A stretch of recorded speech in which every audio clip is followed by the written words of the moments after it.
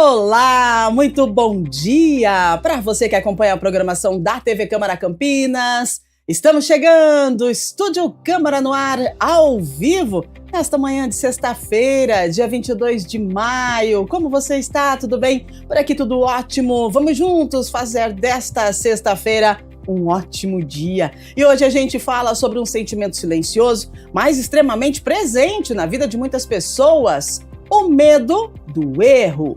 Quantas decisões deixam de ser tomadas por medo de falhar? Quantas pessoas vivem presas à necessidade de acertar sempre, evitando riscos, mudanças e até oportunidades por não suportarem a possibilidade de fracasso?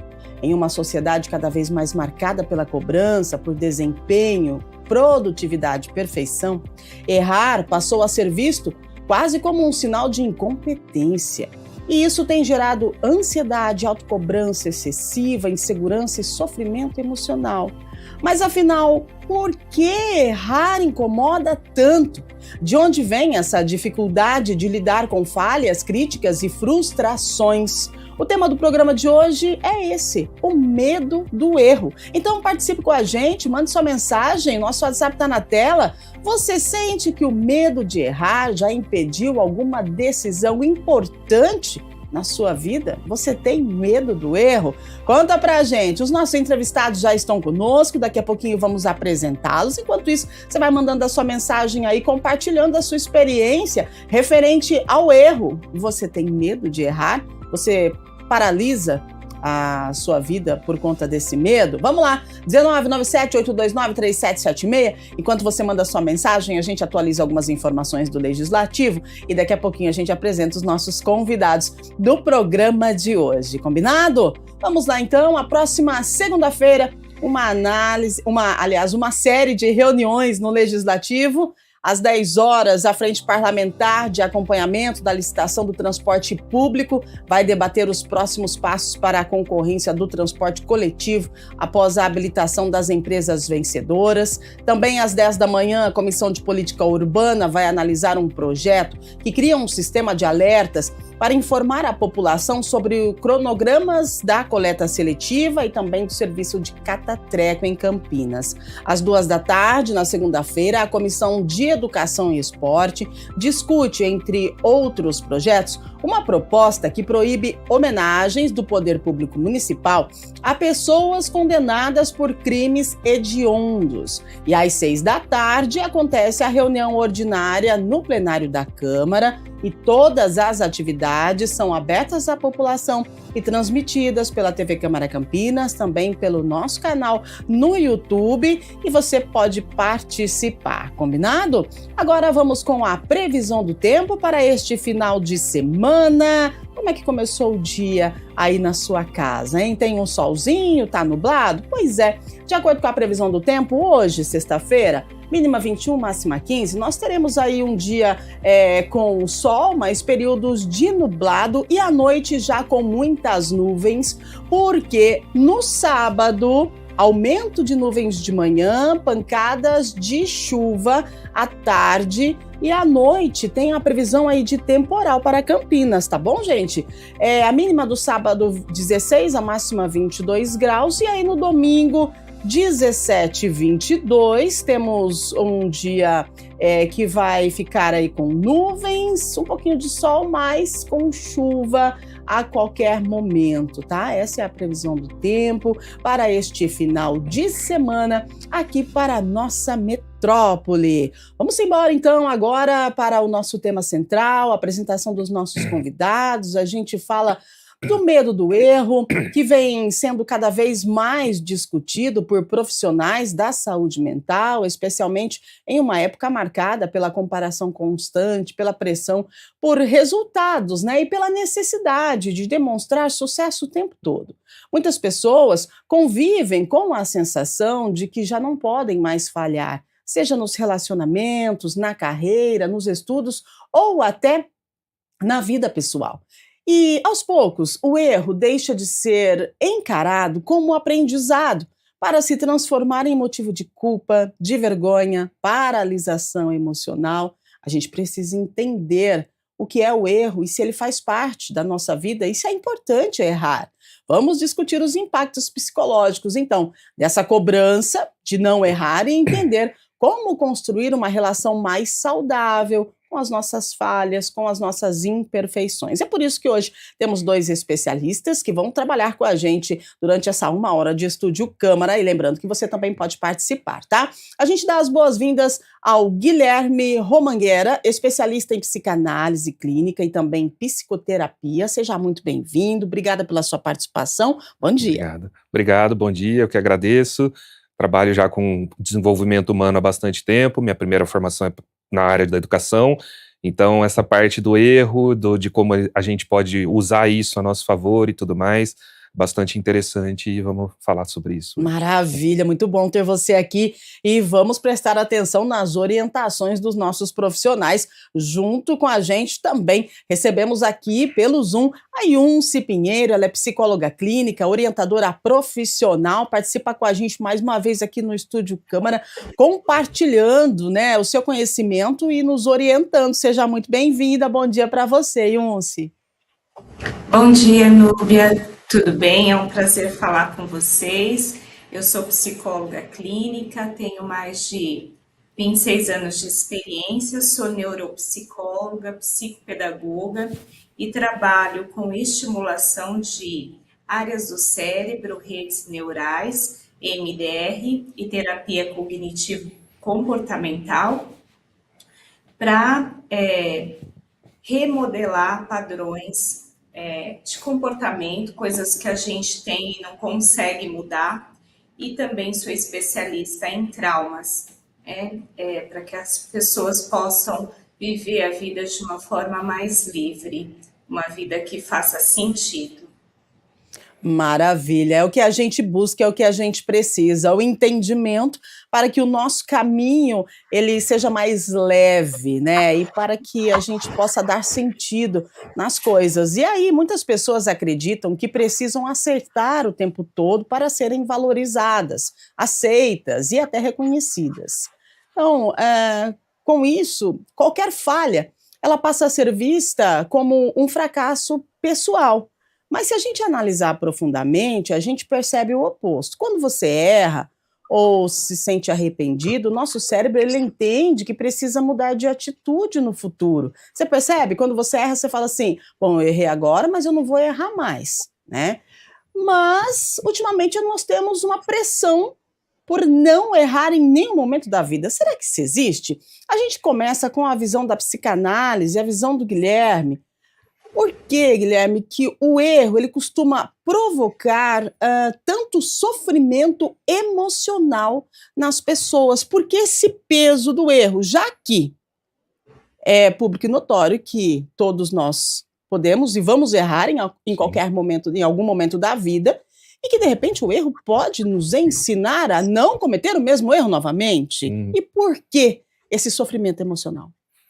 Então, na verdade, a gente tem vários fatores sobre isso, né? Isso vem desde a nossa criação, digamos assim, do que a gente vai aprendendo, da nossa educação, mas a gente tem uma influência social muito grande também, porque hoje a gente é acostumado a se ver pelo olhar dos outros, né? E isso é natural, a gente se constitui também pelo olhar que o outro tem da gente, só que muitas vezes esse olhar acaba sendo muito julgador e punitivo. A gente vive numa sociedade punitiva, né, onde o erro ele é penalizado, onde quando você faz alguma coisa que não está de acordo, a própria criança ali e tudo mais já tem, às vezes, né, muitas vezes um castigo, né, seja em casa, na rua, na escola, em qualquer lugar, então sempre tem uma punição que vem daquilo, e aí a gente não gosta de ser punido, e a gente vai se limitando, e aquilo não traz um aprendizado, né? Você não deixa de fazer tal coisa porque você entendeu que aquilo não é bom, você deixa de fazer tal coisa porque você não quer ser punido e não quer sofrer as consequências daquilo, e a gente vai se limitando cada vez mais. Hoje em dia, ainda mais com a internet, com os cortes, né? Se a gente errar alguma coisa aqui, para alguém fazer um corte e isso viralizar ou alguma coisa, a gente vai cada vez mais pisando em ovos, se limitando e achando que é isso que define, mas não é isso que define. Né? Então, se a gente errar, a gente tem o direito de errar, não é isso que vai definir quem eu sou, a minha capacidade, nada disso. Da mesma forma que os meus acertos não me definem, eu sou uma junção dessas coisas, eu sou uma possibilidade do que vai acontecer. né? Se a gente parar para pensar uma criança aprendendo a andar, né? Ela vai cair. E se ela não cair, talvez ela não aprenda a andar direito. Se tiver sempre alguém segurando e dando a mão para ela não vai ter autonomia para conseguir se movimentar direito, quando ela precisar correr ou algo assim, isso não vai acontecer. Então o erro, ele, mais do que fazer parte, ele é necessário para o aprendizado e necessário para a gente corrigir aquilo que precisa. Não para ser punido, mas para aprender com aquilo. Excelente, muito bom. Já deu para dar um norte para a gente aí. Agora a Yun se completa falando para a gente dessa pressão pela perfeição, pelo desempenho constante, e como que isso afeta emocionalmente, Yunce, principalmente jovens e adultos, né? Porque a gente vive hoje em um mundo que exala a perfeição, principalmente nas redes sociais, né? Perfeição por tudo quanto é lado.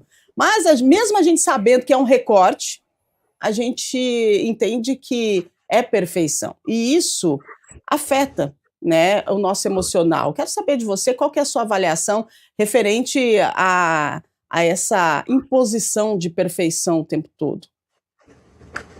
Sim, como o Guilherme falou, a psicanálise ela traz um conceito muito importante, né, de Freud, que é a pulsão de morte, que é ele chama a pulsão de morte a nossa repetitividade. Então, são mesmo coisas que às vezes a gente quer mudar, quer aprender, mas quando a gente vê, a gente está fazendo e está fazendo de novo e repete.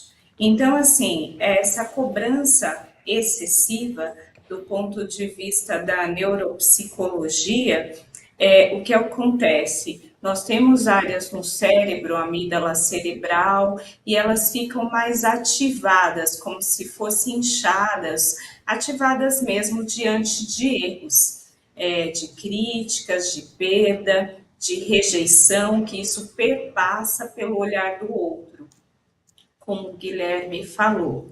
E assim, essa situação, ela ocorre no nosso cérebro para nos proteger. Porque quando a gente erra ou tem alguma ameaça que é sentida como aparente, o cérebro então ativa não só uma área, mas determinadas áreas como um sistema protetivo. Foi assim que nós evoluímos e sobrevivemos.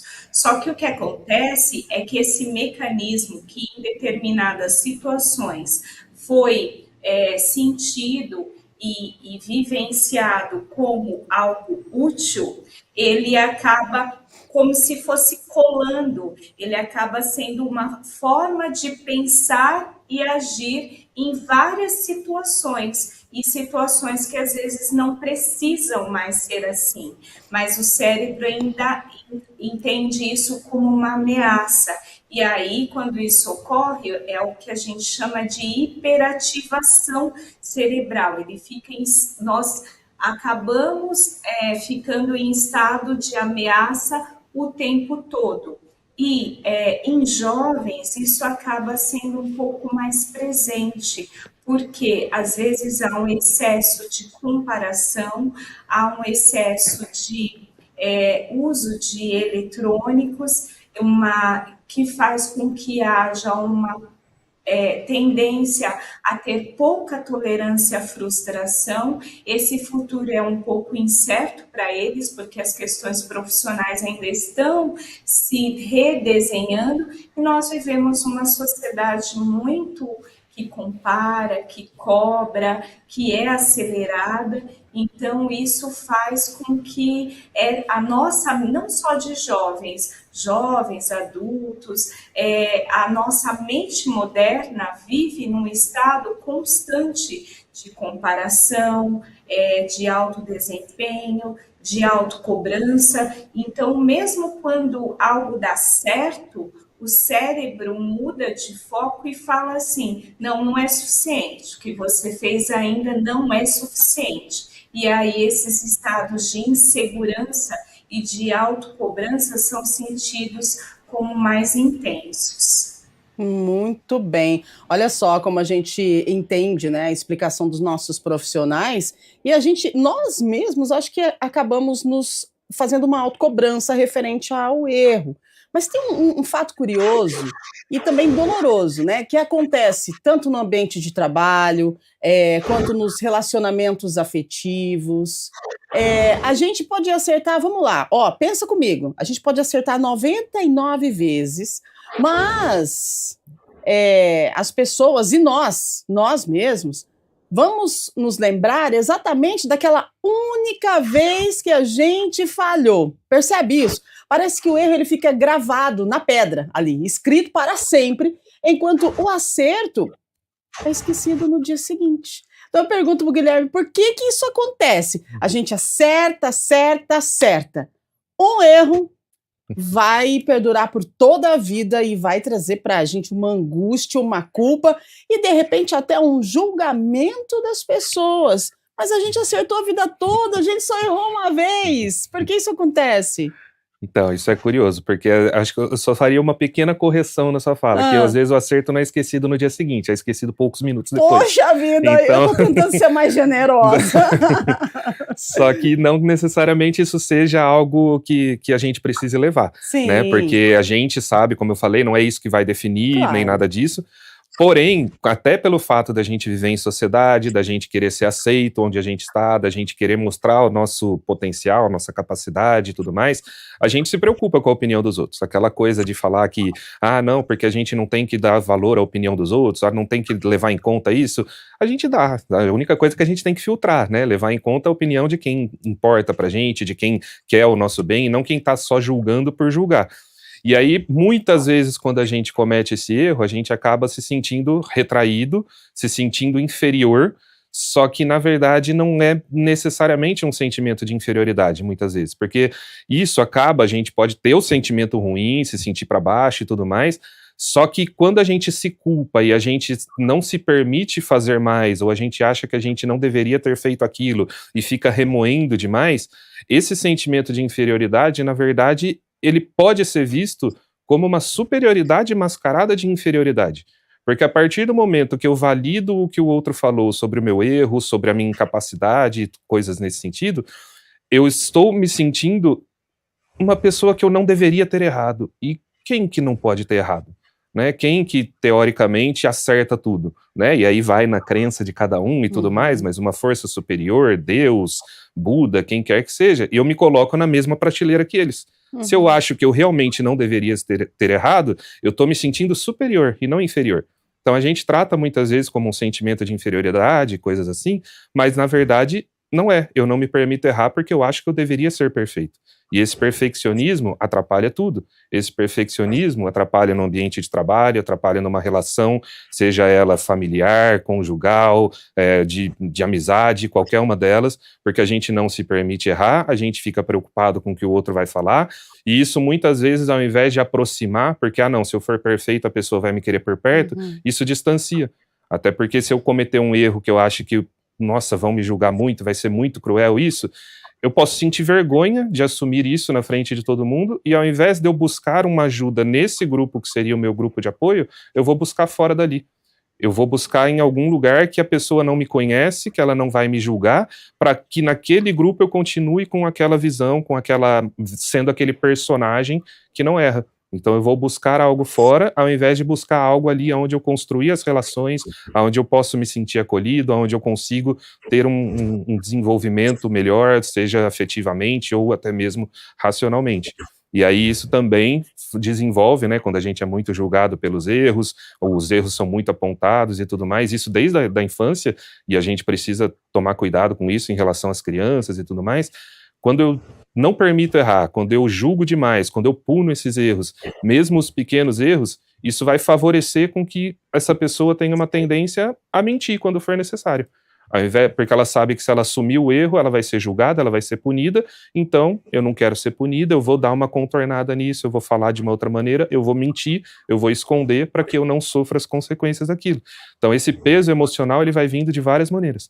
E aí, ao invés da gente se sentir acolhido, a gente vai fugir daquele lugar que, teoricamente, seria o lugar de um porto seguro, digamos assim. A gente não vai se sentir mais seguro nem ali, e cada vez mais a gente não vai se expressar, a gente vai se sentir muito engessado, sem se sentir, sem poder ser vulnerável no sentido bom da palavra, né? De você estar ali se expondo e podendo ser quem você é mesmo. Muito bom. Olha só, Yunce, ouvindo o Guilherme, diante do questionamento que eu fiz para ele, né, porque nós acertamos várias vezes, 99 vezes de acerto, uma vez de erro, somos julgados e rotulados aí por um tempo indeterminado, e isso vai trazer para a gente consequências, né, para a nossa saúde mental. Como assim? Vamos colocar aí jogador de futebol que está em alta agora, né? De repente o cara é bom, jogou e tal, fez sucesso, já deixou muita gente feliz, mas ele vai lá e comete um erro.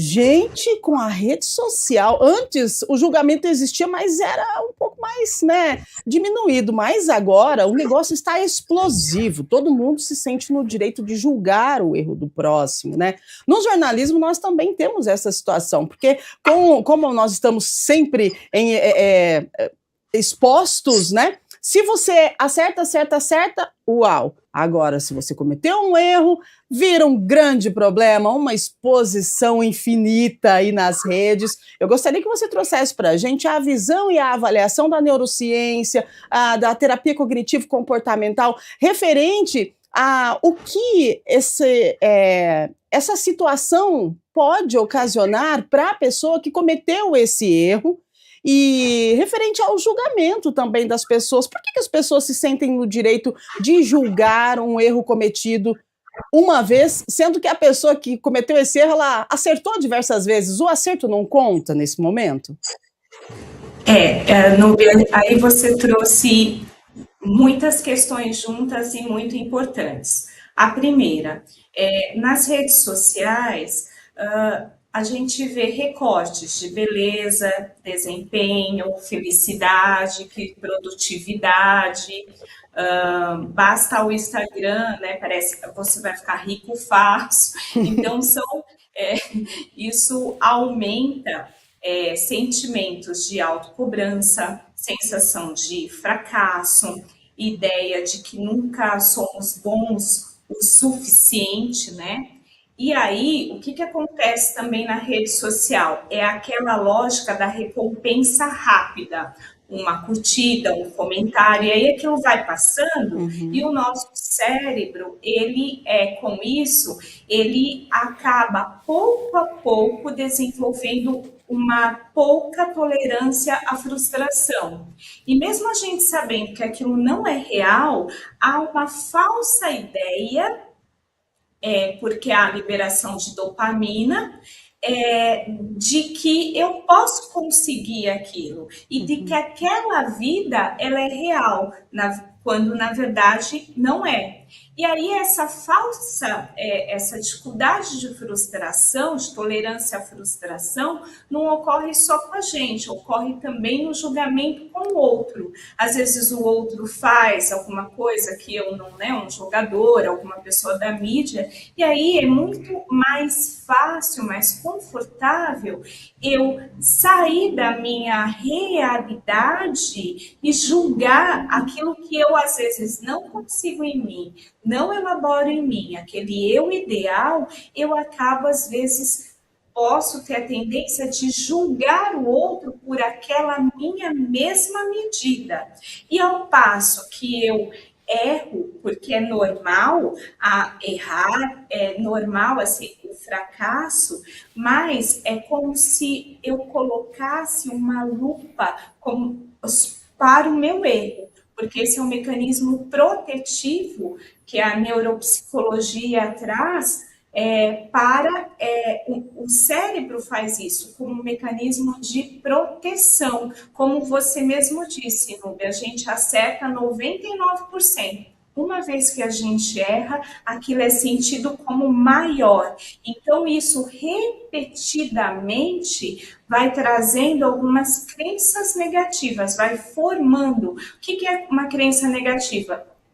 É uma forma de ver, pensar e agir no mundo. É como eu colocasse um óculos verde e eu vejo tudo verde. Eu falo, mas vocês não estão vendo isso daqui? E aí a pessoa, não. E o nosso cérebro é bem criativo, né, para gerar essas crenças desde pequeno, são as situações da infância, são situações que vão se formando. E quais essas crenças? Não sou capaz, não sou bom o suficiente, às vezes tanto de desempenho quanto da questão moral, vou decepcionar as pessoas, eu não posso falhar, eu sempre vou falhar e eu tenho que ser bom o suficiente o tempo todo. Então, essas crenças, em síntese, vão influenciando da forma como nós pensamos, agimos e principalmente reagimos perante situações da vida que nos atravessam. Muito bem, olha só, né? O erro faz parte da vida, a gente precisa. Bom, a gente precisa aprender com os erros? Será mesmo? É assim que funciona? Tem como construir uma relação saudável com os nossos erros, Guilherme? O ideal seria que sim. O problema é se a gente vai conseguir fazer isso. Porque, como a gente já falou, eu e a Yuns falamos, a sociedade que a gente vive acaba trazendo para o lado punitivo, acaba trazendo para o lado de apontar os erros, de você, às vezes, não se sentir confortável com isso. Então, assim, a gente acaba se limitando por causa disso. Mas o ideal é que a gente melhore, que a gente aprenda, até na era que a gente está agora, né, de inteligência artificial e coisas assim, se a gente parar para pensar, olha, eu querendo me meter onde eu não entendo, mas Manda ver, se a gente parar para pensar, essas bases de dados de todas essas inteligências artificiais, elas são alimentadas o tempo todo. Por quê? Porque elas estão aprendendo com as informações novas, com o que vem acontecendo, e até mesmo com informações erradas que elas já deram, né? Tanto é que é obrigatório lá, depois, quando você faz uma pesquisa, tá lá, inteligência artificial, consulte para ter certeza da resposta, algo nesse sentido. Então ela não tem não é uma certeza de uma resposta certa ou algo assim. Muito pelo contrário, tem esse aprendizado, né? Até sei lá, um robô aspirador de pó, né? Ele vai reconhecer a planta da casa e tudo mais, ele vai aprender onde estão os móveis e ele vai se especializar em limpar a sua casa. Se você tirar ele dali e levar para outro lugar, ele não vai saber. Então, esse aprendizado que a gente acha que a gente não pode ter, ou que a gente tem que acertar o tempo todo, está em todo lugar. Só que a gente não se permite, a gente acaba sendo julgador demais conosco, até pelo que a Yuns falou, né? A gente julga a atitude dos outros e se sente julgado, e aí quando eu não assumo, quando eu não me permito errar, eu não é nem não me permito errar, quando eu erro eu não assumo meus erros, eu me acho perfeito, né, ou tento passar essa imagem de perfeito, eu vou focar no erro dos outros, né, porque se eu não estou conseguindo subir, é mais fácil eu puxar para baixo, e aí entra esse ciclo, né, de você, além de ser punido com os seus erros, você tenta também apontar o erro dos outros para você se sentir menos pior, digamos assim. Então, tudo isso vai acontecendo de uma forma em que, ao invés da gente aprender, a gente vai só reproduzindo padrões, né? E o ideal seria que a gente conseguisse absorver isso, entender o que aquilo traz, e para você poder fazer algo de positivo com aquilo, né? Eu tive uma professora que eu amava de paixão, e uma das coisas que ela falava, eu vou entrar num ponto que, mais uma vez, eu não entendo muito, mas só uma explicação rapidinha. Se eu estiver falando besteira, me corrijam, né? Não é problema. Mas ela falava sobre as nossas experiências. E aí o ponto que eu não entendo muito é a parte matemática da coisa, né? Se a gente parar para pensar nos números modulares, nos números de valores absolutos, né? Que são aqueles números representados pelas barras verticais, assim, esses números surgiram quando você tinha que pegar a distância entre uma reta, né, do ponto 0 ao ponto 1, a distância é 1, né, mas do ponto 0 ao ponto menos 1, a distância ela também é 1, ela não pode ser uma distância negativa, mesmo que você ande de ré, você percorreu do ponto A para o ponto B, então não existe distância negativa, então aí o número modular vinha daí, do valor absoluto do número, independente do sinal que você colocava na frente dele, positivo ou negativo, então a distância do ponto 0 ao menos 1, ou do menos 1 ao 0, é 1, e não menos 1, e aí ela falava que a gente teria que fazer isso com as nossas experiências também. O que a gente vivenciar e tudo mais, a gente teria que colocar essas barrinhas de módulo entre essas experiências, entre essas coisas que aconteciam, porque ela só se tornaria positiva ou negativa de acordo com o que a gente fizesse com ela. Então não adianta eu querer achar que os meus erros foram algo ruim que aconteceram, ou que foram positivos, porque eu só aprendo com os erros. A gente aprende muito com os erros, mas a gente aprende com os acertos também, né? Então o que vai acontecer a partir das minhas experiências, o que eu vou fazer com aquilo, é isso que vai me proporcionar algo de bom ou de ruim na minha vida, das minhas próximas experiências e coisas assim. Então eu pegar aquilo, eu não aceitar alguma coisa que aconteceu, eu não me permitir errar e tudo mais, muitas vezes pode me colocar para baixo pela preocupação que a sociedade tem, que a sociedade está me apontando, está me julgando, e não precisa ser daquela maneira, né? Eu posso me sentir, posso entender que aquela situação aconteceu e eu vou tentar fazer o melhor possível com ela. Excelente. Perfeccionismo. Agora, Uhum, tem muita gente que acha que perfeccionismo é uma qualidade, né? uhum, E aí, se a gente para olhar no perfeccionismo, gente, quem é que é perfeito, né? uhum, uhum. Acho que é igual você trouxe, né? Cada um com sua crença, mas se a gente fosse perfeito, acho que a gente não estava nem aqui, né? Porque a Exatamente. perfeição não está aqui nessa terra, né? Está lá em cima, Uhum, ou onde você entender que esteja. Mas a perfeição, meu ponto de vista, é que para nós ela não existe.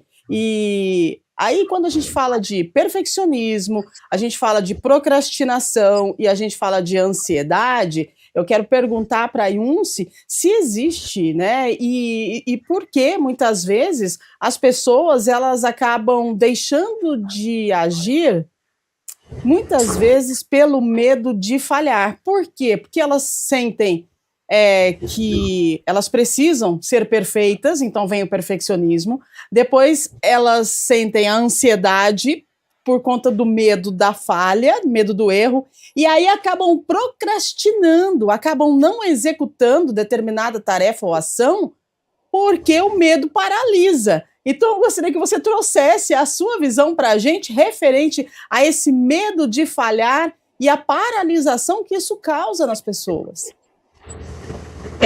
Núbia, você explicou bem resumido, mas muito bem, o ciclo da autossabotagem, que é justamente isso. Eu me cobro, e aí, ao me cobrar excessivamente, a minha mente entra no estado de hiperativação.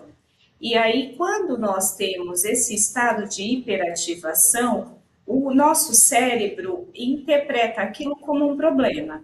E aí, quando nós temos um problema, só há três situações que nós fazemos: luta, que é ir para cima com toda a força, fuga ou fugir da situação, ou paralisação, que é você não conseguir reagir diante daquela situação. Também tem uma quarta, que é você como se você se subjugasse aquela situação. Ou seja, não, aquilo é maior que eu não vou dar conta, e aí eu volto para paralisação. E aí, depois que a gente faz isso, repetidamente, começa a crescer, a originar como uma plantinha, aquelas crenças negativas de que eu não sou bom o suficiente. E o cérebro é bem criativo, né, para criar: eu não basto, o que eu faço não é certo, eu não faço nada certo. E isso gera, assim, ansiedade. Gerando ansiedade, isso gera autocobrança. Há um excesso de cortisol na minha corrente sanguínea que faz com que esse ciclo vire um ciclo, né? Eu me cobro, sinto ansiosa, paraliso, não consigo fazer o que eu quero. Ao fazer o que eu quero, eu não consigo, e aí isso gera de novo a sensação: nossa, não faço nada certo, não consigo fazer as coisas. Ao ir para o celular para conseguir, às vezes, a mídia social, para conseguir sair um pouco desse sentimento ruim que gera em mim, aumenta a dopamina, e aí eu me comparo e vejo, porque ninguém posta que tá ruim, que tem vários problemas, todo mundo posta uma vida perfeita. E aí eu me comparo e falo: nossa, só eu. E aí vem esse sentimento mais pesado ainda: só eu que não consigo fazer as coisas. Então, assim, como uma dica prática, vou tentar resumir. Ao final do dia, e durante o dia fazer pequenas pausas, respirando, para que se lembre não o que você não fez, mas do que você fez.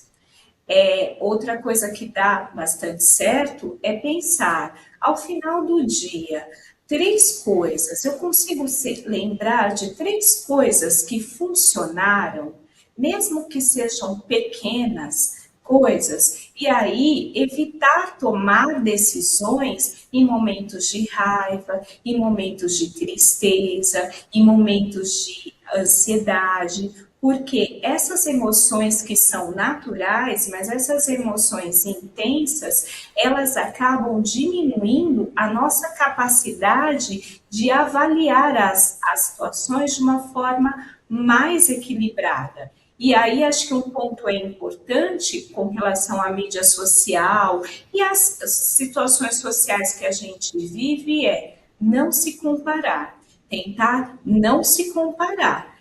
Pensar o que isso cabe na minha vida, não na vida do outro. O outro consegue fazer assim, não, isso é o outro. Eu sei o que eu passei, eu sei pelo que eu estou passando e eu vou tentar ter uma mente mais compassiva comigo. O que é ter uma mente compassiva? É pensar, tá tudo bem, o que eu aprendo com esse erro?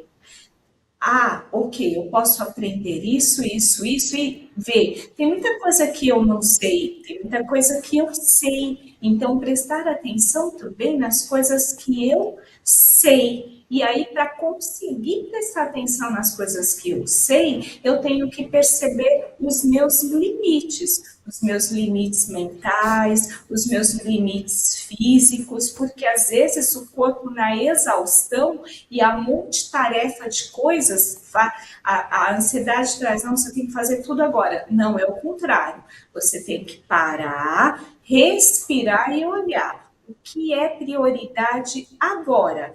Terminou aquela tarefa, respira, anota, se gratifica, respirando, pequenas pausas. Vai olhar o céu, respira, para um tiquinho, para que você perceba, olha, eu fiz isso aqui, não foi muito bem, aqui pode melhorar. Como que eu vou buscar melhorar isso aqui? De pouquinho, e falar como eu falaria para alguém que eu amo, falar comigo mesmo, como eu falaria com alguém que eu amo. Ok, olha o que você fez, não vamos ver só o que você não fez, né? E aí pensar, o que eu posso compreender nessa situação, o que eu posso aprender com esse erro, e qual é a minha rede de apoio, o que eu posso procurar ajuda, né? E como que eu posso ter uma mente mais compassiva que faça sentido comigo mesmo. Que ensinamento! Vocês são espetaculares. Gente, a vida é movimento, a gente aprende a todo momento.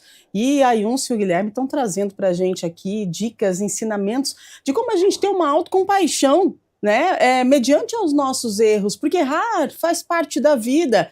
E, infelizmente, o julgamento também faz, porque nós vamos ser julgados pelos nossos erros. Mas aí, o que deu para entender o que vocês trouxeram a gente não precisa dar atenção ao julgamento, nós precisamos nos acolher, ter uma autocompaixão e comemorar os nossos acertos e as nossas vitórias, porque, afinal de contas, um erro não define quem somos. 8h44, temos algumas perguntas dos telespectadores, a gente vai até as 9h, então vamos lá, vamos começar com as perguntas, a gente vai direcionando aqui para os nossos convidados. Eu agradeço você que está em casa, que está acompanhando o nosso programa, eu sei que você também erra e está tudo bem, eu também erro, nós erramos, não somos perfeitos e a gente precisa aprender a lidar com tudo isso, tanto com os nossos erros quanto com o julgamento alheio. Renato Dias, do Proença, a vergonha de admitir um erro bobo faz algumas pessoas sustentarem uma mentira, que foi o que você trouxe, Guilherme, por meses. Porque o orgulho de querer estar sempre certo destrói o diálogo. Então, o erro encaminha para a mentira. É impressionante, eu não tinha visto com essa sua visão ampliada. Por gentileza, respondeu Renato. Então, na verdade, essa questão do orgulho, né, de estar sempre certo, destruir o diálogo, é justamente pelo fato de eu não conseguir olhar a situação, de eu não conseguir me entender como uma pessoa, como um ser humano que sou passível de erros e de acertos também, lógico, mas eu me colocar num lugar de superioridade. Eu acho que eu não errei, apesar de saber que eu errei e de ser um erro bobo, como o Renato coloca, eu vou sustentar aquilo para que eu não seja visto como alguém inferior, para que eu não seja julgado, e muitas vezes, e aí eu digo, não vou colocar que é sempre assim, mas em grande parte, para não ser punido, porque, como eu falei, a nossa sociedade é punitiva, né? A criança erra, muitas vezes ela tem um castigo, ela tem uma sanção ali que vai ser colocado para ela, por mais que seja pequena ou algo assim, e a gente não quer ser punido, então a gente não quer perder privilégios, a gente não quer perder minimamente aquilo que a gente gostaria de fazer. E isso vai criando na nossa cabeça uma crença de que vai ser sempre assim. Ah, se eu errei lá quando criança e eu apanhava, eu ficava de castigo ou qualquer coisa nesse sentido, eu acho que a cada erro que eu cometer, as consequências vão ser ou iguais ou piores, de acordo com o tamanho do meu erro.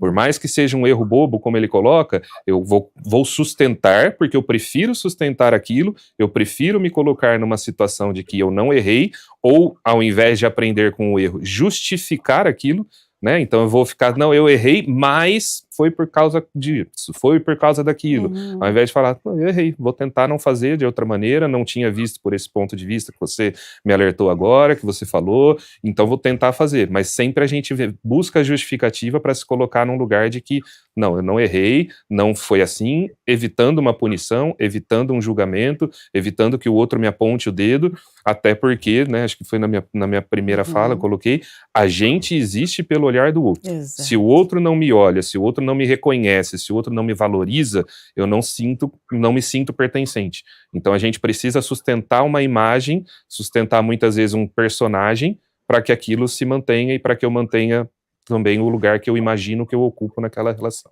Muito bem. Eu acho que vale a gente ressaltar também que essa questão do erro, né, e não assumir o erro e acabar mentindo por conta de um erro bobo, você vai ter que sustentar isso por muito tempo, e aí, de repente, você não vai conseguir sustentar isso, e quanto mais você tenta justificar, as coisas vão piorando, né? Quanto mais fala, pior fica. Então, de repente, assume teu erro aí, tá tudo bem, sou ser humano, erro, e desculpa, né? Não vou tentar não errar da próxima vez. Combinado? Vamos lá, 8h47, agora mais uma pergunta, a gente direciona para a Iunce, a Mariana Costa do Jardim Olina. Muitos profissionais experientes recusam promoções, verdade isso, promoções ou vagas melhores por acharem que não estão 100% prontos. O medo de falhar no novo cargo é o maior inimigo do crescimento? Ó, bem pertinente a pergunta da Mariana Costa do Jardim Olina, Iunce. Sim. O medo de falhar, ele ocorre porque tem a ver com também aquela resposta que o Guilherme falou. Eu imagino um eu ideal. Nesse eu ideal, eu vou colocando várias listas, né? Um profissional perfeito, ele tem que isso. Então, quando eu olho esse eu ideal com esse eu real, esse eu ideal que a minha mente cobradora trouxe, junto com o meu eu real, o que isso revela para mim, né? Pode revelar aí nessa pergunta, que é muito propícia, eu não sou boa o suficiente, eu não estou pronta. Então, mesmo que às vezes o outro me reconheça como alguém que está pronta para uma promoção, eu mesma não, ou eu mesmo não me reconheço neste local. E aí, então, o meu auto-julgamento, a minha autocobrança, não precisa ninguém me prejudicar. Eu mesma faço isso. E aí, então, é importante qual que é a crença negativa? Quais as crenças que estão inconscientes, subjacentes a esses pensamentos? Eu não sou boa o suficiente, eu não sou capaz, eu sou um fracasso. Então, aí, nesse sentido, quando isso ocorre, e é o nosso cérebro, como eu falei lá atrás, é bem criativo para imaginar crenças negativas e para nos falar verdades que são disfuncionais, que são modos de pensar e agir disfuncionais, tentar, quando esse pensamento vir na mente, pensar, não, eu estou aqui passando por uma dificuldade. E esse determinado cargo exige isso que eu não sei. De uma forma efetiva, como que eu poderia elaborar um plano de ação? O que é um plano de ação? É um método que seja eficaz para eu desenvolver essas habilidades. E aí eu vou quebrar essas habilidades em pequenas, não eu não vou, porque a mente pensou tudo ou nada. Normalmente, quando a gente está nesses sentimentos de desvalia, a gente sempre pensa, eu sempre faço isso, ou seja, eu sempre erro, eu não faço nada certo, nada dá certo, eu não sou capaz, esse emprego não é para mim. Então, assim, é uma régua muito punitiva. E aí é importante eu criar metas reais. Eu consigo parar meia horinha por dia para desenvolver essas habilidades? Como que eu vou desenvolver essas habilidades? Eu posso ler, eu posso fazer um curso, eu posso conversar com pessoas que me ajudem. Então, e aí lembrar das coisas que eu sei e não só das coisas que eu não sei. Muito bem, mais uma vez a gente volta, né, na autocompaixão, né, no amor, no carinho, de tratar você como você trata o outro, com carinho, com aquela dedicação que você tem ao outro, faça com você também, né, de repente, cuide do seu erro, né, cuide do seu erro e faça dele uma escada para você subir, né, mais um degrau. E eu acho que a gente precisa mesmo estar de olho nos nossos erros, mas supervalorizar os nossos acertos, né? Afinal de contas, não somos feitos só de erros, tá bom? Agora 8h52, a gente precisa encaminhar para as considerações finais, produção, é isso? Ou a gente tem mais uma pergunta? Temos perguntas mais, dá tempo para colocar ou não? Fala aí comigo, por favor, né? Ah, dá tempo para mais uma, então tá bom. Marcos Silva, do Taquaral. Há pessoas que sofrem por dias remoendo uma fala errada ou uma atitude boba que tiveram numa reunião de família. Por que a mente tem tanta dificuldade em esquecer os pequenos erros? Ah, nos aprisiona, não é? Vai lá, então, responder, Guilherme Marcos, para a gente encerrar. Então, a gente tem mesmo essa facilidade, né, de remoer as coisas.